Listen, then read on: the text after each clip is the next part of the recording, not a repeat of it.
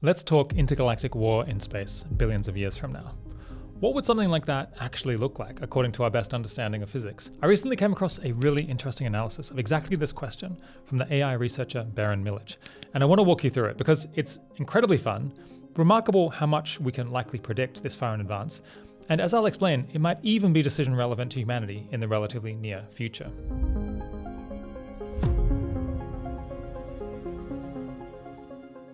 If you spend any time thinking about the far future, and by far future I mean billions of years from now, one question that really matters is whether our universe mostly ends up peaceful or mostly ends up violent. Does it settle into a patchwork of civilizations each quietly doing their own thing?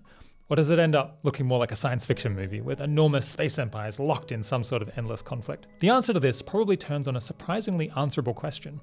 In an all-out war between two galaxy-spanning civilizations, does the defender or the attacker have the advantage? If we want a peaceful future, we're going to want to hope that it's the defender, because in that case, violence won't pay, and so it probably won't exist, or at least not much of it anyway. Here's the setup.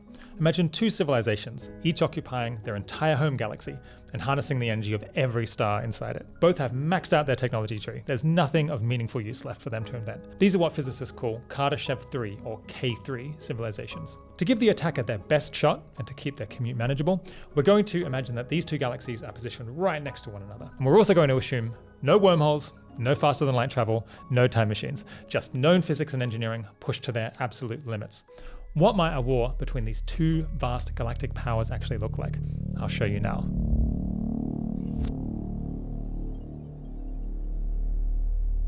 There are really only three viable classes of weapon for civilizations at this scale, each with very distinct strengths and weaknesses. First, beam weapons, specifically incredibly powerful lasers. It sounds crazy, but it's consistent with the laws of physics and material science to be able to target a laser at a planet-sized object in a neighboring galaxy. It simply seems possible to build mirrors large and precise enough, and there's almost no material in the intergalactic medium to scatter the laser or cause it to lose precision or strength. The best case for an attacker is if a K3 civilization can successfully coordinate huge numbers of Dyson spheres across the entire galaxy to fire synchronized lasers at a single point in another galaxy. We can't be sure whether a K3 civilization can actually pull this off, but we're not aware of any engineering constraint that clearly prevents it. If they can make it work, they would be able to deliver 10 to the 35 joules of energy at any given planet-sized target in a neighboring galaxy. The gravitational binding energy of Earth, the energy needed to completely blow the planet apart, is about 10 to the 32 joules, just 1,000th as much. So a laser like this would destroy Earth in a few microseconds. And then of course the laser could be targeted somewhere else. The key benefit of such lasers for the attacker is that they come with no warning. The photons travel at the speed of light, the fastest speed possible.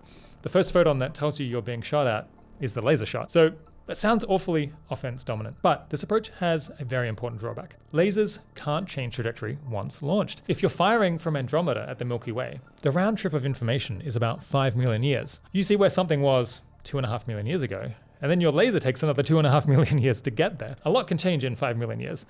Star positions are sufficiently predictable over that kind of time frame to hit them, but anything that's deliberately moving, even a little, habitats, fleets, computational infrastructure set on eccentric orbits, they could be absolutely anywhere within an enormous volume of space by the time your beam arrived to try to hit them. That makes the intergalactic laser devastating against fixed targets. Dyson spheres locked around immobile stars, infrastructure built around the supermassive black hole at the galactic center, planets on completely predictable orbits like Earth. But against a civilization that has deliberately chosen to spread out and move about entirely at random, you're basically going to end up trying to hit a needle in a haystack the size of an entire galaxy. You can try to make your laser broader to hit more things, but its power just quickly becomes too low to do serious damage. The underlying issue is that space is just unfathomably empty, and that emptiness is a huge asset to any defender. Which brings us to our second weapon, usually referred to in the tiny literature that exists on all of this as relativistic kill vehicles, or RKVs. These are basically physical objects accelerated to some large fraction of the speed of light and hurled at the enemy galaxy, bullets more or less. The kinetic energy at these speeds is so enormous that they don't need to carry explosives. They just hit things and trivially obliterate them. Now, Now, RKVs have one massive advantage over beams. Because they're objects physically closing the distance, they can carry onboard sensors and steering equipment to update their targeting as they approach the thing that you want to destroy. They're not shooting blind from effectively 2.5 million years ago. So in the final tens of thousands of years of flight, they can survey the defender's galaxy, pick a target, and adjust course. And over such long distances, even really modest onboard thrusters would allow you to home in on some individual habitat and keep steering into it right up to the moment of impact. The downside? Well, naturally they travel slower than light. And that means the defender gets to respond. If you're shooting from 2.5 million light years away, an RKV launched at 90% the speed of light would give a defender up to 250,000 years of warning, at least if they spotted the missile when it was launched. Even if it was only spotted when already inside the galaxy, that's still decades or centuries of reaction time.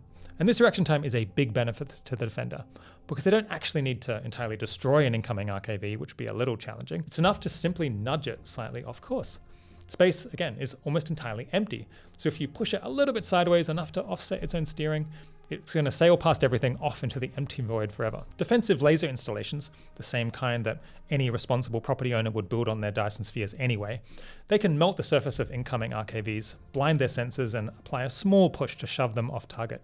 A push that adds up because they're traveling so fast and for so long. Because the defender is sending pure energy a short distance, rather than mass, an enormous distance, the energy required to deflect an RKV is just vastly less than the energy the attacker had to spend launching it and accelerating it. That asymmetry, cheap to deflect, expensive to launch, is the heart of the defensive advantage against these intergalactic bullets. The third type of weapon is the classic science fiction invasion fleet. Ships that cross the void and then slow down, establish a beachhead in the opposing galaxy, and try to go on to conquer territory. This is the least promising approach, at least in the early stages of a war. Invasion ships just have a fundamental problem that beam weapons and RKVs do not.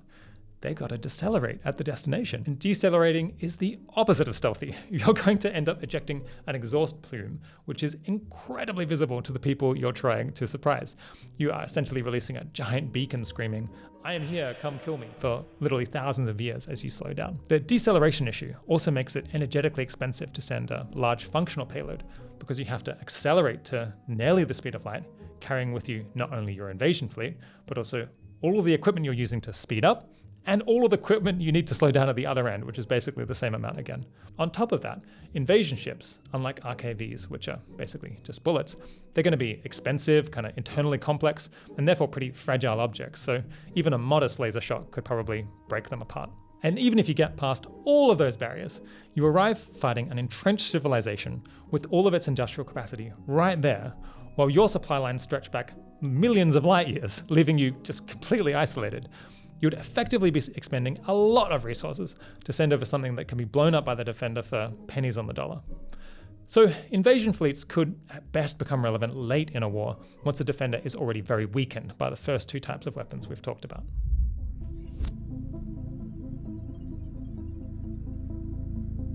So, what should a sensible, paranoid, defending civilization do in response to all of this? First and foremost, don't be a sitting target. Do not cluster your people or infrastructure around fixed, predictable points like stars and planets. Instead, you've got a star lift. Pull the hydrogen out of your stars and distribute it to billions of mobile habitats scattered across the galaxy on randomized, shifting orbits. Each one of these could easily carry enough fuel to support a fusion reactor that continues running for billions and billions of years. Apparently, this is somewhat less energy efficient than a nice, orderly set of Dyson spheres, but it would make your civilization virtually impossible to wipe out through distant bombardment.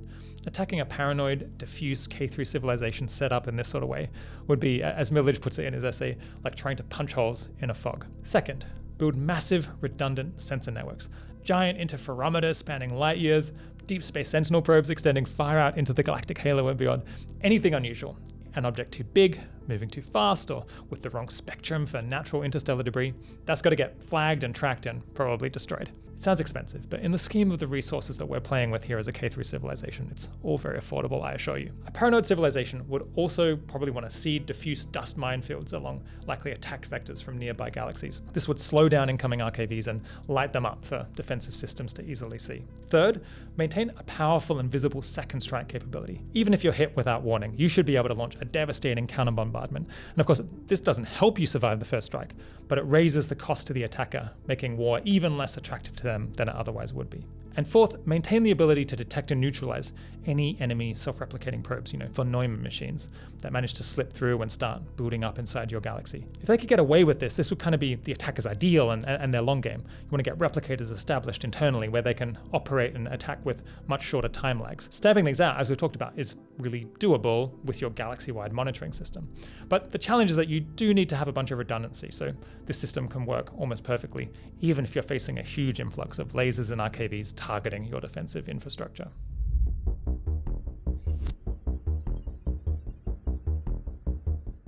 As best as we can tell, the fundamental dynamics here strongly favor the defender, so long as they prepare ahead of time. The attacker has to cross millions of light years, expending enormous energy to accelerate mass or coordinate their beams. They're operating on information that's millions of years old, while the defender, by contrast, is right there. Short communication distances, real-time sensor data, all their industrial and laser capacity immediately available to respond in some intelligent way. And the asymmetry gets more extreme with greater distance. We set things up by imagining a best-case scenario for an attacker, 2 galaxies in the same local group, only 2.5 million light years apart.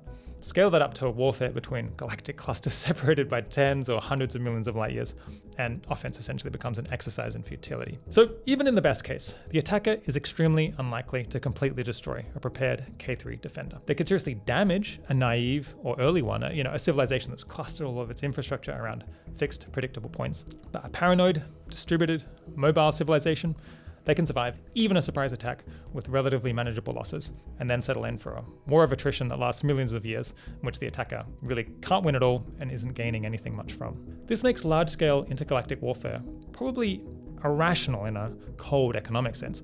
The attacker would almost certainly expend far more resources prosecuting the war than they could ever hope to gain through conquest. The only exceptions here might be an ideologically motivated attacker that values the destruction of the other civilization for its own sake. And even they kind of face the problem that their campaign would be super visible across the observable universe, potentially inviting intervention from other third parties. And if they have some concrete goal, like stopping the other civilization from doing something that they oppose, that they dislike, they might well be able to get the same result much more cheaply through some form of negotiation or trade.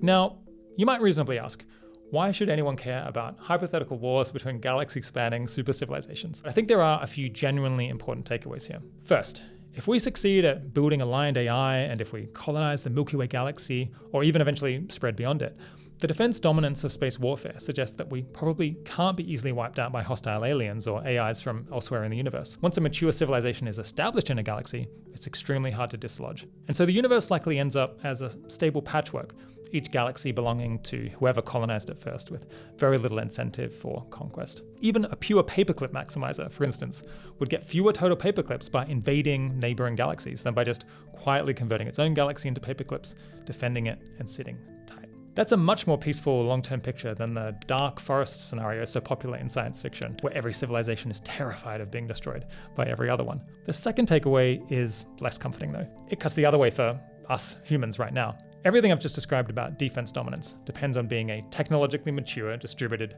paranoid K3 civilization. We are emphatically not that. We're a single planet species with all of our eggs quite literally in one basket on a body whose orbit is predictable billions of years in advance. Any Kardashev 3 civilization would have telescopes able to map the Earth's surface in reasonable resolution, and they could probably vaporize everything on Earth with a well-aimed laser beam. The fact that this hasn't happened is actually good evidence that there isn't a K3 civilization anywhere near our galaxy, at least not a genocidal one that wants to eliminate us as competitors. Right now, and for as long as we remain clustered around a handful of predictable objects, Earth, Mars, a Dyson sphere around our sun, we are at a maximally vulnerable point.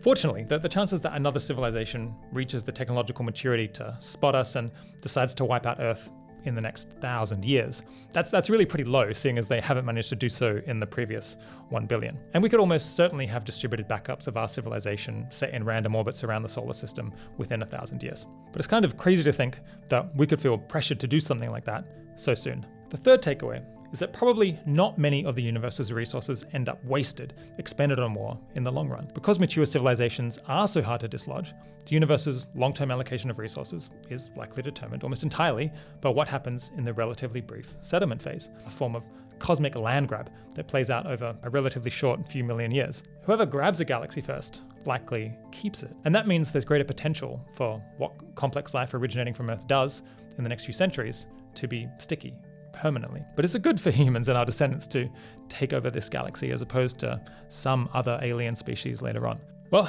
that depends on whether we're better than average, that is, better than the random background replacement civilization that might come along later, which itself is downstream of our intelligence, our wisdom, our moral values, our ability to coordinate to avoid harmful internal conflicts, our willingness to do the right thing, whatever that turns out to be, our capacity to avoid slipping into tyranny by random individuals or small groups with strange and cruel values, and our ability to make prudent decisions together. No pressure.